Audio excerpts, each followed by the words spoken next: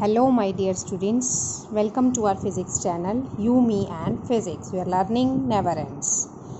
Today we are going to describe a new unit of physics, unit number 4, electromagnetic induction. Electromagnetic induction. Students, अब तक हमने electricity और magnetism से related एक phenomena पढ़ा था, magnetic effects of electric current. Means जब तक किसी करंट कैरिंग सोर्स, किसी वायर में करंट चल रहा है, उस करंट कैरिंग सोर्स के सराउंडिंग में मैग्नेटिक इफेक्ट प्रोड्यूस होता है। This we have discussed, this we have detected by using a compass needle also, है ना। This phenomena we have discussed already. Now we are going to discuss about its opposite phenomena. Means जहाँ पर हमारे पास magnetic effect already है, क्या उसके surrounding में electricity को डेवलप किया जा सकता है? This phenomena is called as electromagnetic induction, induced effect of electricity using the phenomena of magnetism. This phenomena now we are going to describe. So electromagnetic induction, this can be written as EMI also. So what is this phenomena? That whenever there will be any change in magnetic flux linked with the coil and induced EMF is always set up in it. Whenever there is any change in magnetic flux linked with the coil, induced EMF setup होगा उस coil के अंदर। Magnetic flux के बारे में हमने already पढ़ लिया था कि जैसे हमने इलेक्ट्रिक फ्लक्स पढ़ा था, वैसे ही सिमिलर वे में मैग्नेटिक फ्लक्स एक टर्म होता है denoted by phi-b. It is defined as the number of magnetic field lines passing through a surface normally, है ना। जैसे हमारे पास कोई मैग्नेटिक फील्ड एरिया है, फील्ड के एरिया में कोई हमारे पास प्लेन है, इस प्लेन के परपेंडिकुलर डायरेक्शन में, प्लेन का परपेंडिकुलर, सपोज ये वाला परपेंडिकुलर नॉर्मल डायरेक्शन है, इस नॉर्मल डायरेक्शन में इस मैग्नेटिक फील्ड का कितना कंपोनेंट गया, this is the direction of area vector. This is area, plane of the area, plane के परपेंडिकुलर डायरेक्शन में एरिया वेक्टर होता है, and this is the magnetic component in this direction, that is B cos theta. तो flux का जो role आया that is given by B A cos theta, और we can write it as B vector dot A vector.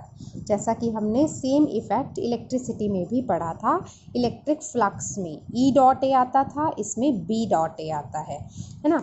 ऐसा unit for magnetic flux, SI unit for magnetic flux is weber, denoted by this WB.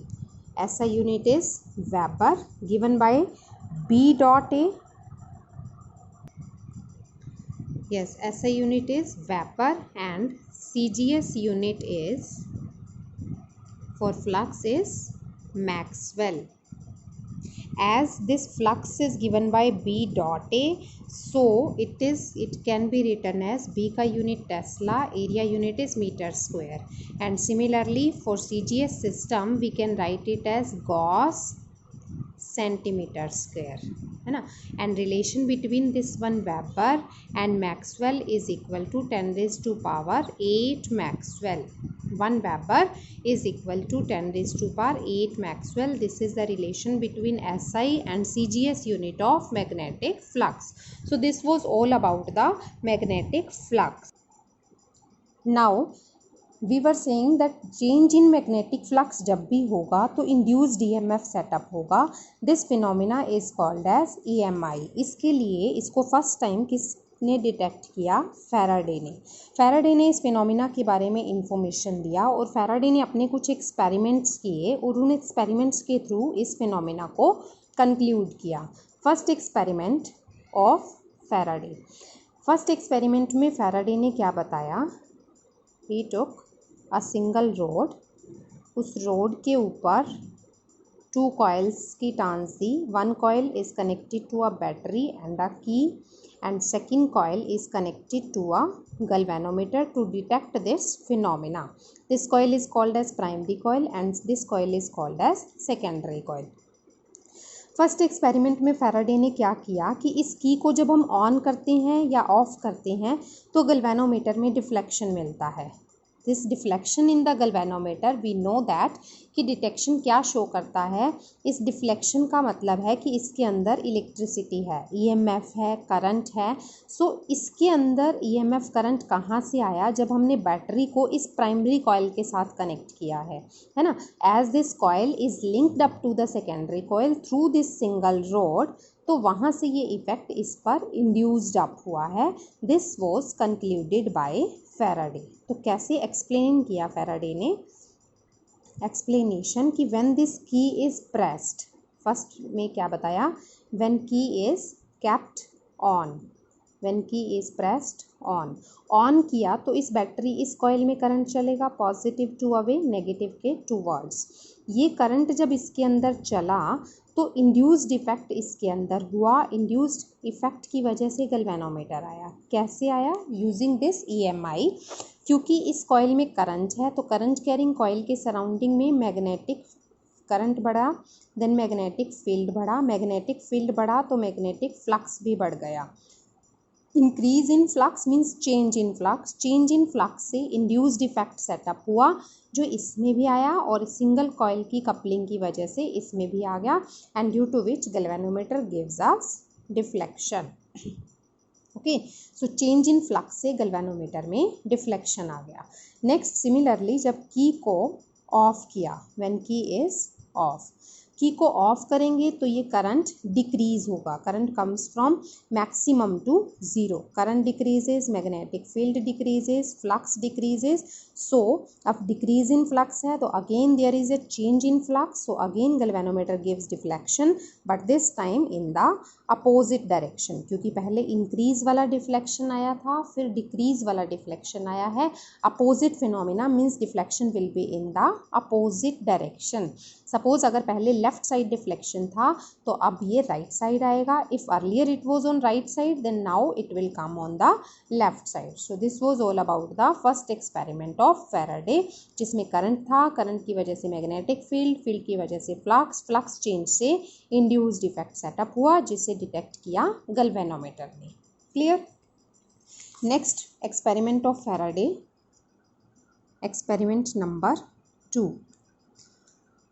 अब first experiment में Faraday ने क्या किया? Single road पर दोनों coils का coupling किया था। अब सेकंड एक्सपेरिमेंट में दो अलग अलग कॉइल्स लिया।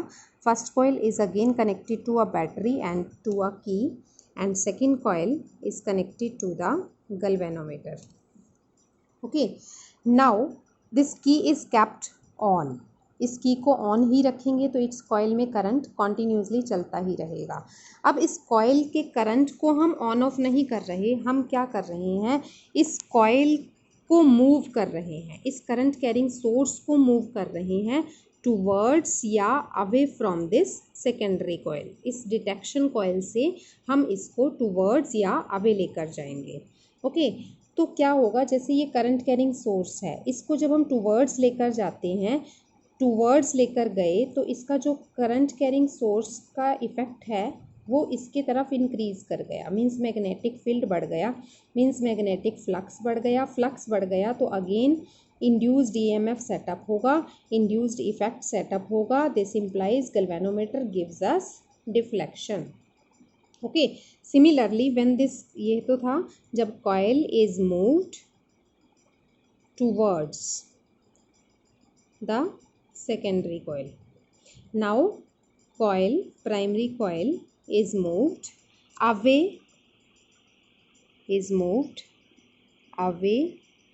from the secondary coil.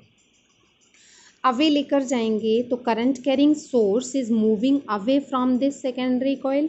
अब करंट अगर दूर जा रहा है मीन्स उसका इफेक्ट अगर डिक्रीज कर रहा है, so magnetic field will decrease, magnetic flux will decrease, so again there will be induced effect setup, again there will be deflection in the galvanometer, but this time it will be in the opposite direction.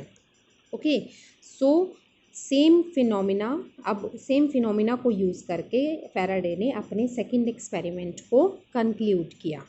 Clear? This was all about in second experiment. Next third experiment, experiment number 3 of Faraday.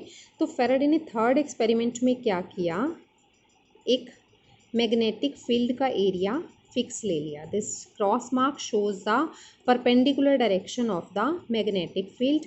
Means अगर हमने इसके अंदर कोई coil रखा है तो इसके अंदर मैग्नेटिक इफेक्ट जो जाएगा वो मैक्सिमम जाएगा, क्योंकि परपेंडिकुलर प्लेन में रखा है ना।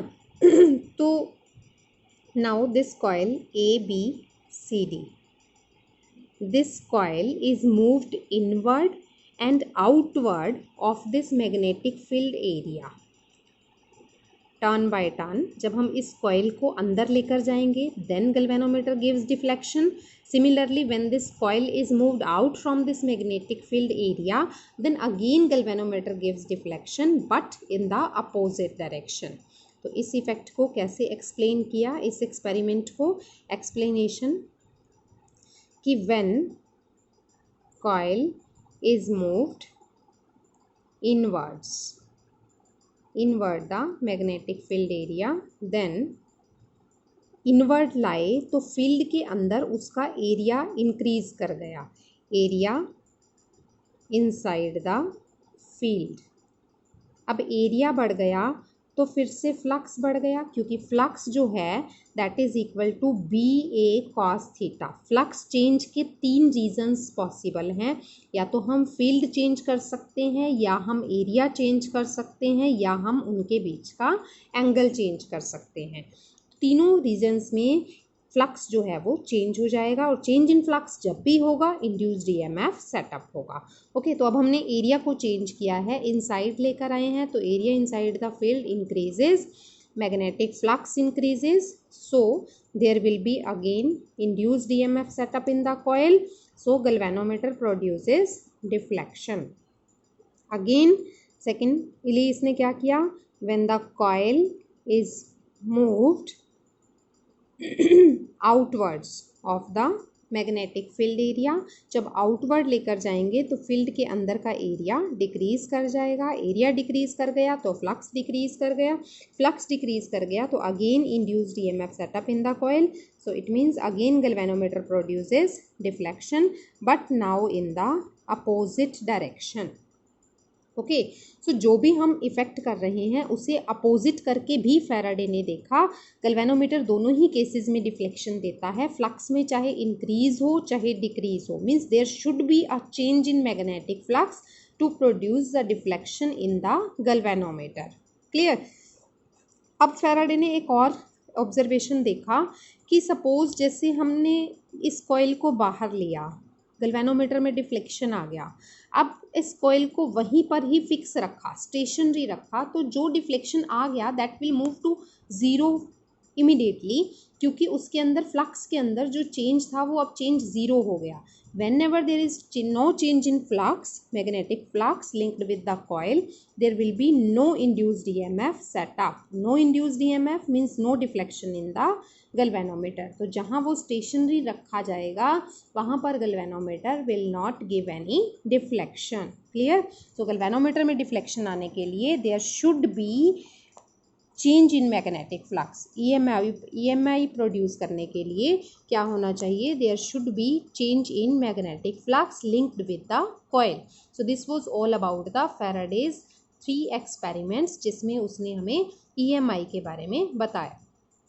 अब इस EMI के बारे में फैराडे ने तो बता दिया, फैराडे ने ये बताया कि जब हम कोई चेंज कर रहे हैं तो गैल्वेनोमीटर डिफ्लेक्शन दे रहा है, लेफ्ट में दिया या राइट में दिया, अपोजिट करने पर galvanometer gives direction deflection again but in the opposite direction. But वो किस डायरेक्शन में जाता है, लेफ्ट में पहले गया या राइट में पहले गया या बाद में किस तरफ गया, this information was not given by Faraday, this information was given by length.